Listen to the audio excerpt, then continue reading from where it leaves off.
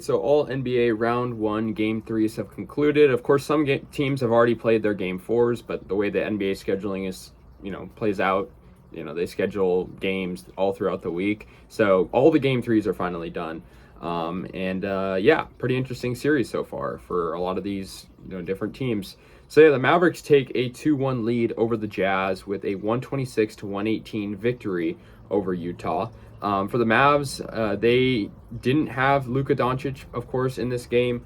So they were led by Jalen Brunson, who had 31 points. It was pretty incredible from him seeing that. Spencer Dinwiddie had 20 points.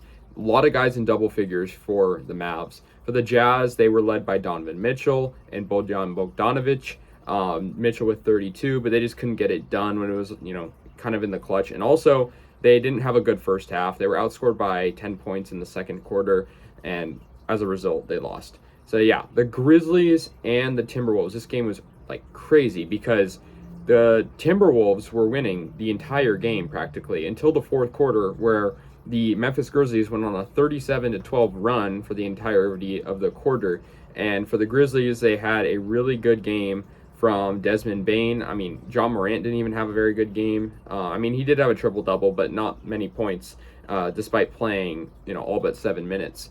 And, most of their starting lineup didn't play that good. For the Wolves, though, they had a good game from D'Angelo Russell and Anthony Edwards.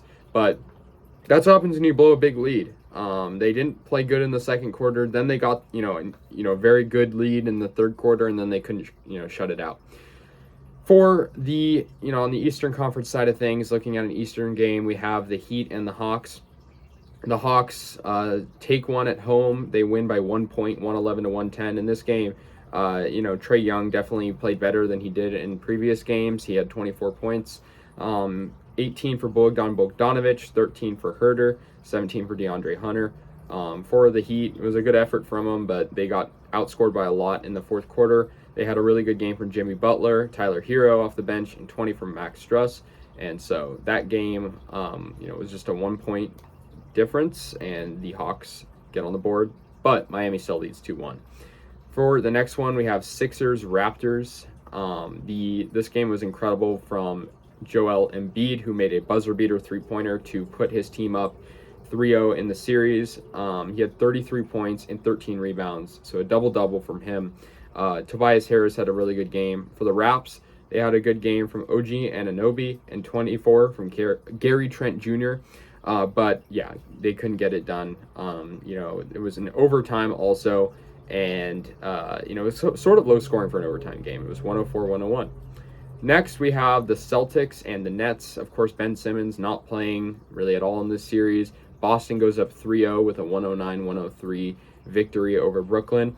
For the Celtics, almost 40 points, just shy of it. 39 for Jason Tatum, 23 from Jaylen Brown. Those guys are the 1-2 punch.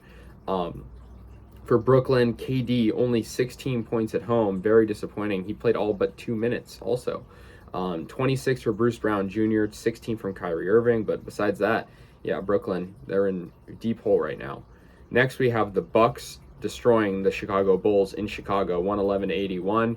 The Bulls, they, of course, have been a very successful team over the course of their history. This was their largest margin of defeat at home in their playoff history.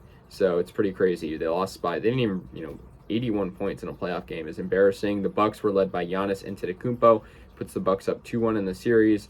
But Grayson Allen had 22 off the bench for the Bucks. For the Bulls, no one broke 20 points. Their leading scorer was Nikola Vucevic.